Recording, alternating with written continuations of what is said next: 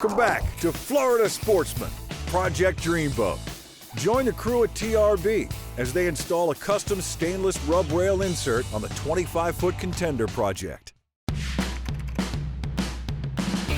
So we recently got the 25 Contender back from Birdsall. They did a fantastic job on the T-top. The new frame looks amazing, it's nice and clean. I like the lines of it.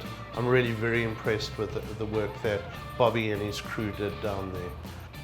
So we've got the rub rail, the plastic part of the rub rail on the boat, and it looks great. And now comes the complicated part of putting the stainless steel insert in from Taco Marine.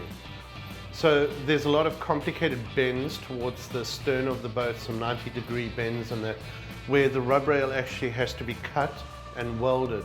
We've decided to call in some experts who do some great work and let them come in, cut and weld the rub rail and get it done. The process of installing the stainless steel insert is begun at the transom by making the first 90-degree bend. It's crucial to make sure that hole openings will not be at the center of the bend, as this will cause the metal to buckle. Also, hole openings must not overlay the screws that hold the current rubber backing into place. Once positioned, stainless screws are used to secure the section into place. To bend and mold the metal rail around this sharp transom corner, one person must gently pull the rail around the curve, while the other uses a blunt hammer to create its new shape. Done properly, this bend will be smooth and seamless. Next, the first hard shear line change is encountered. Here, the rail is marked and cut perfectly to match the angle. The next section must also be cut to match this angle, keeping in mind to space screw holes accordingly. To properly plan for where each stainless section will meet, the bow portion is now mocked up. The rail is evenly positioned, keeping in mind hole openings should be clear of the bend and not overlap existing screws. Once again, the rail is secured and carefully shaped around the curvature of the hull. Once complete, it's on to the midsection, mounted along a subtle shear line change. Slightly tweaking the rail as it's secured is enough for proper fitment.